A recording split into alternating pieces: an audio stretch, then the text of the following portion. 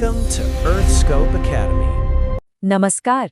आज हम एक ऐसी चीज की बात करेंगे जो हर पल, हर सांस में हमारे साथ है, पर दिखती नहीं। जी हाँ, हवा।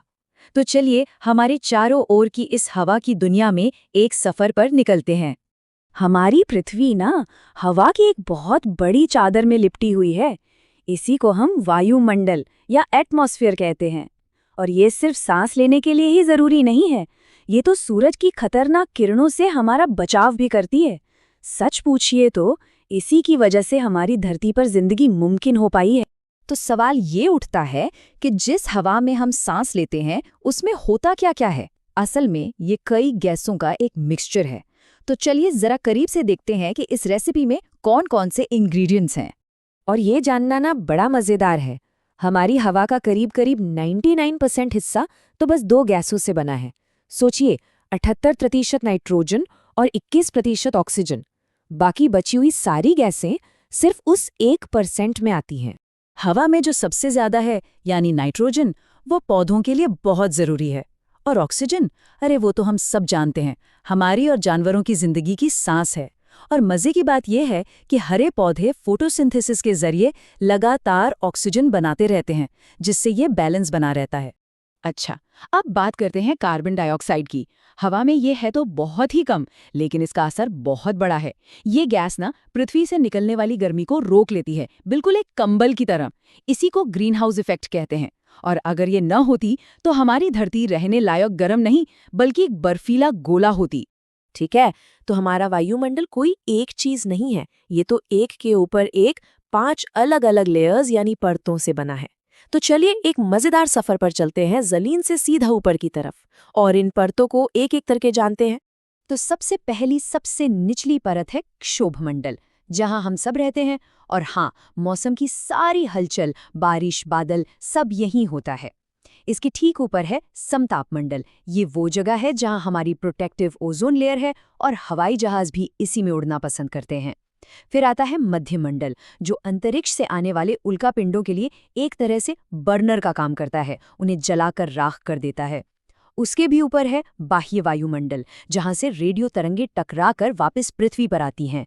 और सबसे आखिर में सबसे बाहरी परत है बहिर्मंडल, जो धीरे धीरे अंतरिक्ष में ही मिल जाती है।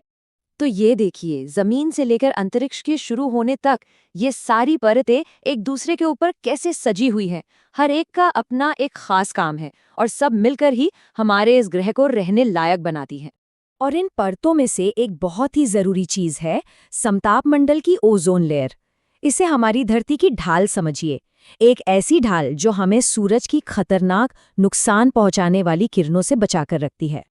तो हमने वायुमंडल की बनावट तो समझ ली, अब उन ताकतों की बात करते हैं जो हमारे मौसम को चलाती हैं, यानी कि एयर प्रेशर और हवा।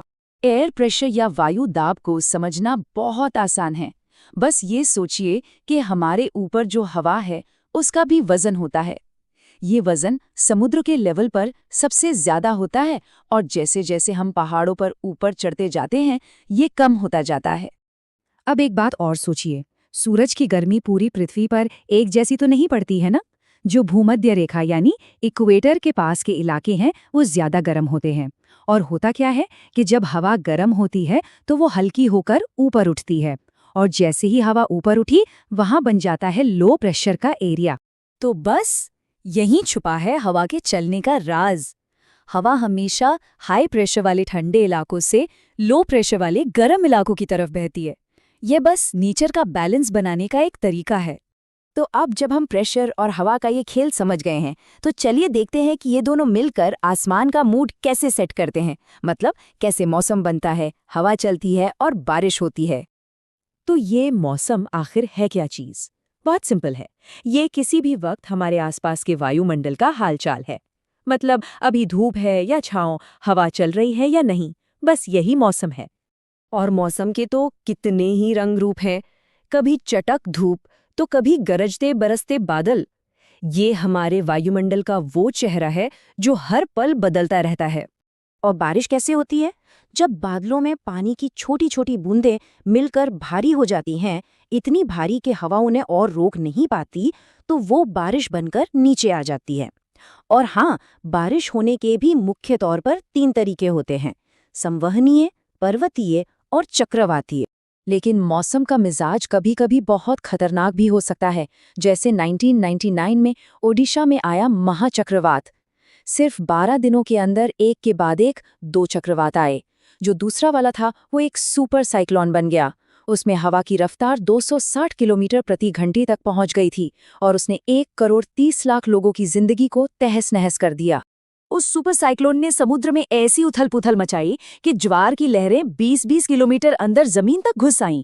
घर, खेत सब कुछ तबाह हो गया। धान की पूरी फसल बर्बाद हो गई।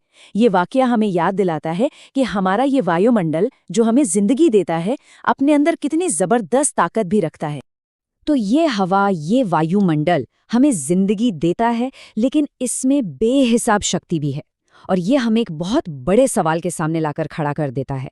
जैसे जैसे हमारा प्लैनेट बदल रहा है, इसके साथ हमारे वायुमंडल का मिजाज, इसका मूड आने वाले वक्त में कैसा होगा।